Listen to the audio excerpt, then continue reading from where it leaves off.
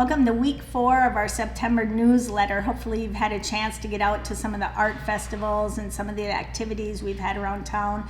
And hopefully you've listened to our other newsletters and had the question come up, are you ready, or someone you know ready to downsize? We've talked about maybe there's more than just the house you're downsizing. What if it's the garage, and how can we get it organized? Kady Kochendorfer and I have a great story to tell you.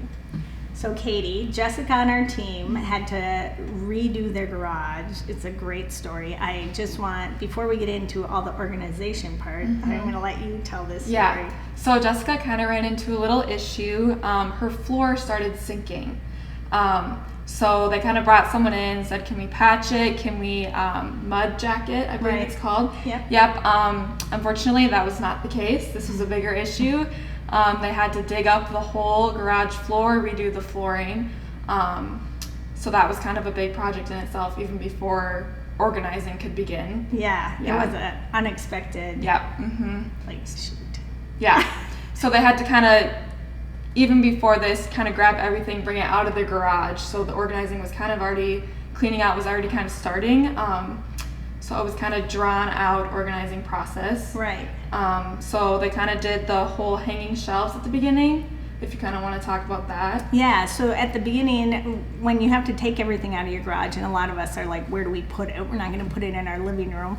And they had already done a little pre-organizing because they had a graduation this year and thought, oh, in case it rains and we have to be in the garage, and got some bins, actually Stillwater pony colors, so, and got everything organized. So there were some things in bins. We love bins, can't have enough of them. But then what they did, and I think they went to Menards and they just got the racks that you can hang from the ceiling so they could put things up. And what I love about that is our garage is very tight. We're in a townhome. And the more you can get up off the floor, just because it gives you more room, but also, especially in Minnesota winters, it's slushy, stuff's falling off your cars, and then anything in the floor can get kind of damaged as well. Yeah. So of course they did some cabinets on the side and stuff, but the main thing was the hanging shelves on the top. It was a do-it-yourself kind of thing. Jessica's husband did it. Yep, Eric did it, took it. I mean, I don't know how long. I mean, it's a weekend project by the time you get everything out. Yeah, and then the final thing they moved on to was his tool bench. I know. Organizing the tools.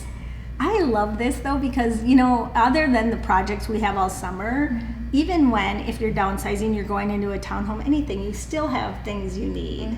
And so you figure out what you need, what you don't need, and then have a place for them. So yes, in the middle of the winter when you decide you need to fix something in the house or whatever, hang a picture, you need a hammer. You just go out there.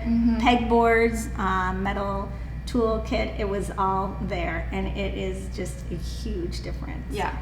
So if you're thinking of downsizing, I know garage space is always an issue, and you think, yeah, I don't need a snow blower anymore. You will need a shovel. I don't need a lawnmower anymore, but you do need still stuff. And so it was a great rehab project and kind of fun to watch. Yeah. For us, it was fun to watch. Anyway. Yeah. Thank you. Yeah, thanks. So hopefully you don't have anything as large as a sinking garage floor to deal with, but now you know if you need to rehab, whether it's your house or your garage, we are your resource. We can help you find the contractors you need. Please tune in next week when Stephanie Reinick and I talk about the market update, something of interest to everybody.